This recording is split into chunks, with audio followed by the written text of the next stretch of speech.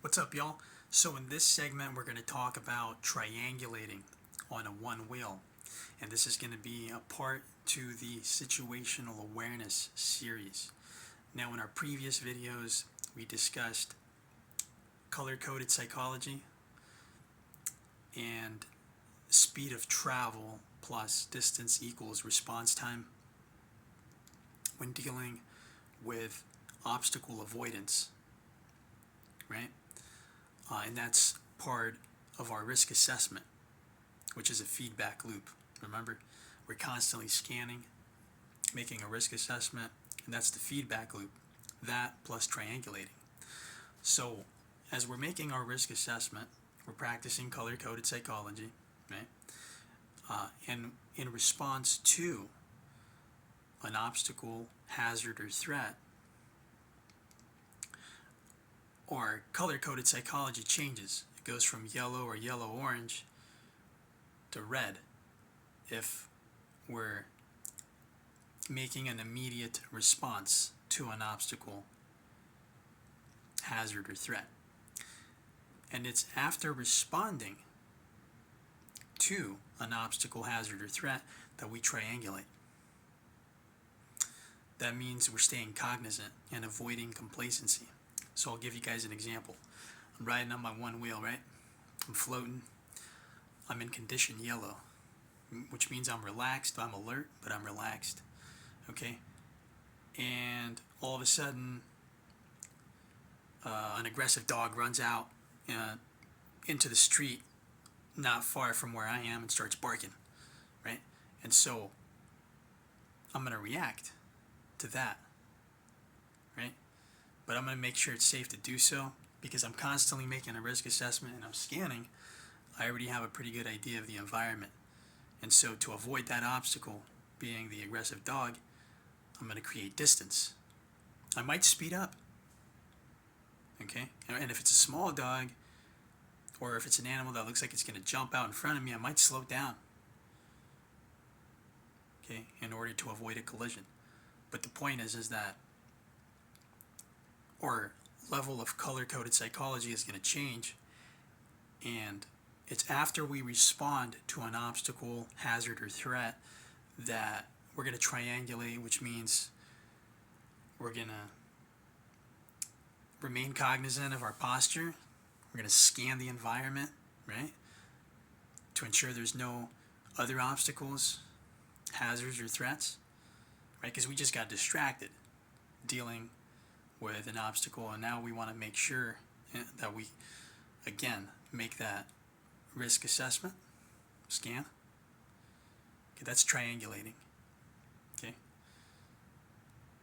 After responding to an obstacle, we triangulate, which means we make a risk assessment again.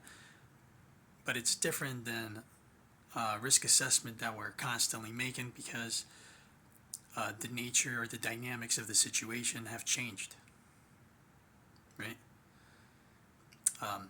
When riding a one wheel, you can become complacent, right? The more you do this, it becomes second nature. And so you become more relaxed and complacent. I know what I'm doing, right? I know exactly what I'm doing. What are you talking about? I don't have to be more aware. You get kind of arrogant. And so that's why making a risk assessment and triangulating is a feedback loop. We're making a risk assessment, we're either changing direction or position or reacting to an obstacle as the situation requires. But we're remaining cognizant. We're vigilant,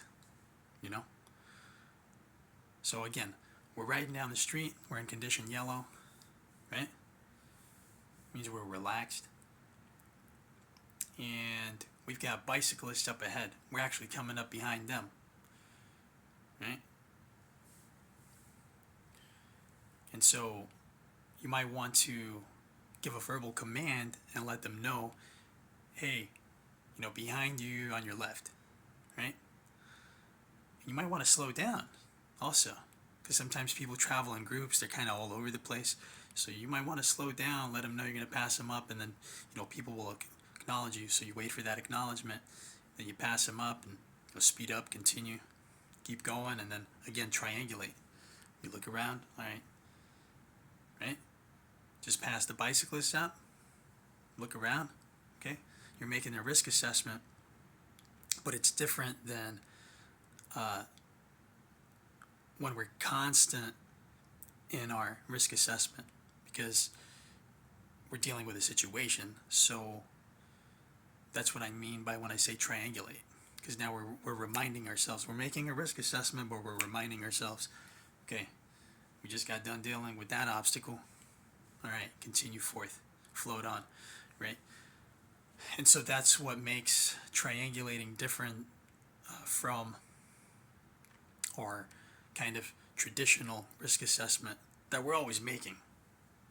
And we're always going to be kind of adjusting and changing direction and kind of moving around, maybe change our stance.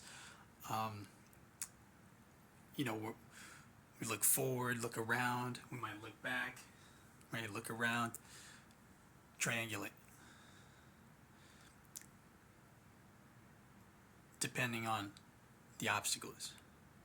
For the most part, we're just cruising and making a risk assessment. But triangulating, that nomenclature is reserved for when having responded to an obstacle, hazard, or threat in the environment. Okay? Regardless of severity. So, hope you guys enjoyed this. Hit that like button, comment, subscribe. Check out the other videos and the OneWheel University, which I'm putting together and will be available on Udemy.